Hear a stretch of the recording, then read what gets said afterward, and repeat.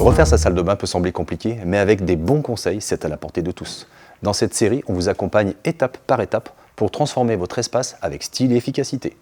Au programme, receveur de douche, parois de douche, colonne de douche et meubles double vasque, chaque tuto vous guide avec les détails pour un résultat impeccable. On débute par le receveur de douche acheté chez Bricomarché avec d'excellents conseils. J'ai même pu payer en plusieurs fois. Prêt à commencer? C'est parti!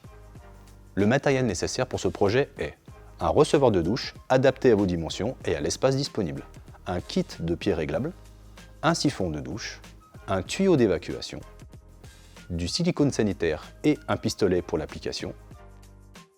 Vous aurez besoin d'un niveau pour vérifier l'horizontalité et les pentes, un mètre pour mesurer la hauteur et les distances, une clé à molette ou une clé adaptée pour serrer les raccords. N'oubliez pas vos équipements de protection, des gants et des chaussures de sécurité. Ah oui, un petit conseil avant de commencer. Prenez le temps de bien planifier votre projet, notamment en ce qui concerne les dimensions et l'espace disponible.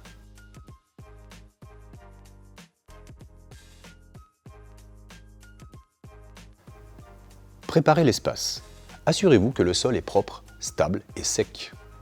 Vérifiez l'emplacement de l'évacuation murale et mesurez la hauteur entre le point d'évacuation et le sol. Cela déterminera la hauteur minimale à régler pour les pieds. Mesurez au sol l'emplacement des pieds.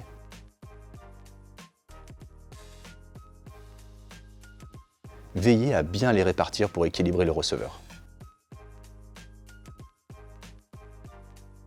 Assurez-vous que les pieds soient solidement vissés pour garantir une bonne stabilité.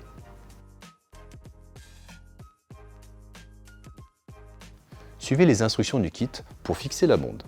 Ici, je la visse en la positionnant bien en face de son emplacement.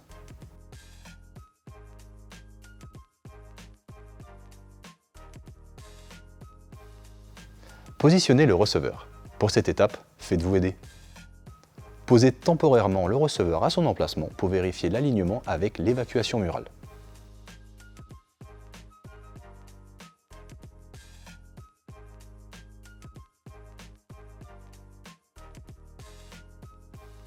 Connectez le siphon au tuyau d'évacuation.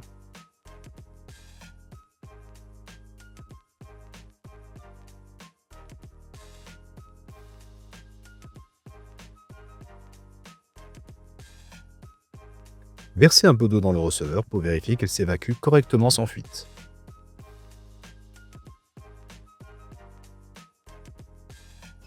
Avant de continuer, n'oubliez pas de suivre la chaîne pour ne rien manquer de nos prochains tutos.